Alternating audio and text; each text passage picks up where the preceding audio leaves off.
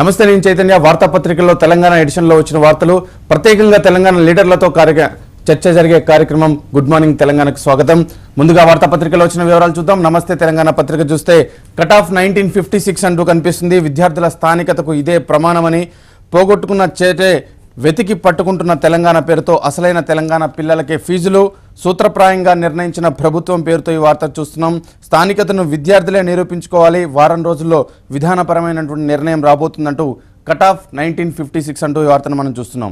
మిగులు విద్యుత్ ఎక్కడున్నా తీసుకోండి అని ఎంత ఖర్చైనా వెనకాడొద్దంటూ కేసీఆర్ చేసినటువంటి ప్రకటనగా మనం చూస్తున్నాం. ప్రజలు కరెంటు కష్టాల్లో ఉంటే మీకు పట్టదా అంటూ అధికారుల తీరుపై సీఎం అసంతృప్తి అంటూ ఎక్కడున్నా తీసుకోండి అంటూ ఈ వార్తను మనం చూస్తున్నాం. ఇంకా ప్రెస్ అకాడమీ చైర్మన్గా అల్లం నారాయణ ఎంపిక కాబోతున్నారు.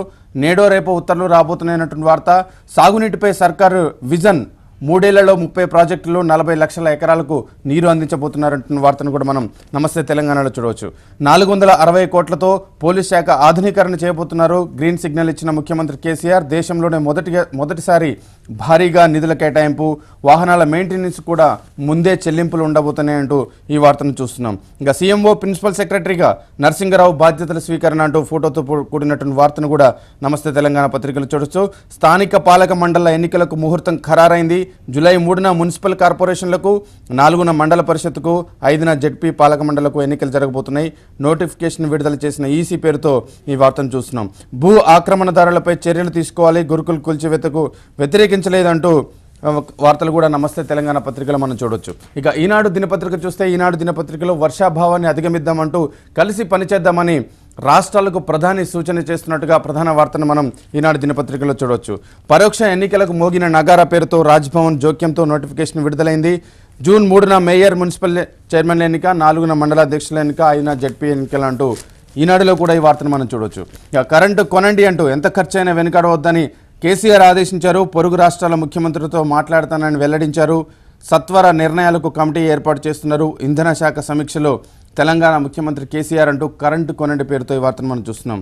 ప్రతిష్టాత్మకంగా గోదావరి పుష్కరాలు నిర్వహించాలి, వచ్చే ఏడాది జూలైలో ఆరంభం కాబోతున్నాయంటూ ఏర్పాట్లపై త్వరలో ముఖ్యమంత్రి కేసీఆర్ సమీక్ష చేయబోతున్నారంటూ అనే వార్తను కూడా ఈనాడులో చూడవచ్చు. ఒక కార్డు ఒక ప్రయోజనం పేరుతో రేషన్ కార్డు ప్రాధాన్యానికి పరిమితి పెంచు, ఆరోగ్యశ్రీకి ప్రత్యేక ఏర్పాట్లు చేస్తూ తెలంగాణ ప్రభుత్వం ఒక యోచనలో ఉందంటూ మరొక వార్తా కథనాన్ని కూడా ఈనాడు దినపత్రికలు చూడొచ్చు. స్థానిక సమరం, పీఠం ఎవరి పరమంటూ ఒక ప్రత్యేక కథనం. చేయూతనివ్వండి అని చంద్రబాబు నాయుడు కేంద్రానికి సాయాన్ని కోరుతున్నటువంటి అంశం. 1956 ముందు నుంచి ఉన్నవారికే బోధన రుసుము పేరుతో తెలంగాణ ప్రభుత్వ ప్రతిపాదన పరిశీలించాలన్న సీఎం కేసీఆర్. ప్రతి పైసా తెలంగాణ విద్యార్థులకే చెందాలని నిబంధనలను రూపొందించాలని అధికారులకు ఆదేశాలు జారీ చేశారు. కేజీ నుంచి పీజీపై త్వరలోనే ఒక కమిటీ వేయబోతున్నట్టుగా మనకి ఈనాడులో ఈ వార్త కనిపిస్తుంది. ఇక ఆంధ్రజ్యోతి దినపత్రిక చూస్తే చీకట్లో సిటీ పేరుతో కరెంటు కోతలకు సంబంధించిన అంశం. విద్యుత్ కోతలతో బతుకు దుర్భరం పేరుతో ఈ వార్తను చూస్తున్నాం. చీకట్లో సిటీ పేరుతో ఖర్చు ఎంతైనా కరెంటు కొనండి అంటూ కేసీఆర్ చేసినటువంటి ప్రకటన కూడా రైతులు ప్రజలు ఇబ్బందులు ఉండొద్దు. కర్ణాటక, తమిళనాడు సీఎంతో మాట్లాడతా ఛత్తీస్గఢ్ నుంచి విద్యుత్ లైన్లు, ముఖ్యమంత్రి కేసీఆర్ ఆదేశం పేరుతో ఈ వార్తను కూడా మనకు కనిపిస్తుంది. పీఠాలకు పోటాపోటీ అంటూ స్థానిక సంస్థల ఎన్నికలకు సంబంధించినటువంటి అంశం. బంగారం వంటి గురుకుల ట్రస్ట్ బహుపేద పేరుతో గురుకుల ట్రస్ట్కు సంబంధించినటువంటి అంశం కూడా ఆంధ్రజ్యోతిలో ప్రత్యేకంగా హైలైట్ చేసింది. తెలంగాణ ఆంధ్రాల్లో చంద్రకాంతులే అంటూ 7 జెడ్పీ పీఠాలపై టీఆర్ఎస్ జెండా, 3 కార్పొరేషన్లోని కారు జోరు. కడప మినహా 12 టీడీపీ క్లీన్ స్వీప్ చేయబోతుందంటూ చంద్రకాంతులు అంటే వార్తను చూస్తున్నాం. గజ్వేల్ అభివృద్ధికి అథారిటీ ఏర్పడైంది. చైర్మన్గా కలెక్టర్ ఉండబోతున్నాడు. నోడల్ ఏజెన్సీగా రాష్ట్ర ప్రణాళిక శాఖ. సొంత నియోజకవర్గంపై కేసీఆర్ ప్రత్యేక దృష్టి పేరుతో గజ్వేల్ అభివృద్ధి అథారిటీని ఏర్పాటు చేశారు. ఢిల్లీ భరోసా పేరుతో ప్రత్యేక హోదా, ప్యాకేజీ, రాజధాని, రైల్వే జోన్, విద్యుత్పై హామీలు లభించాయి. 9 మంది కేంద్ర మంత్రులతో ఏపీ సీఎం చంద్రబాబు భేటీ అంటే వార్తను చూస్తున్నాం.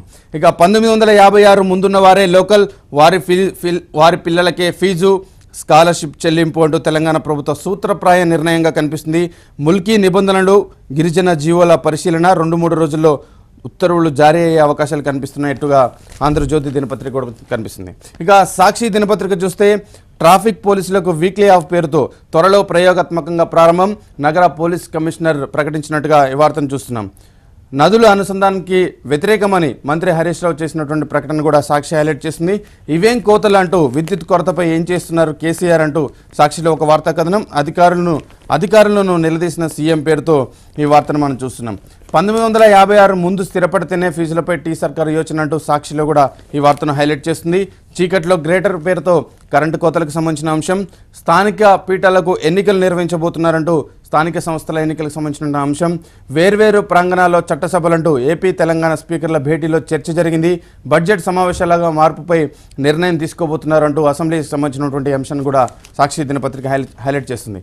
ఇవి వార్తాపత్రికలో ఉన్నటువంటి వివరాలు. ఇప్పుడు చిన్న బ్రేక్ తీసుకుందాం. బ్రేక్ తర్వాత వీటిపై చర్చ కొనసాగుతుంది. చూస్తూనే ఉండండి టీవీ1.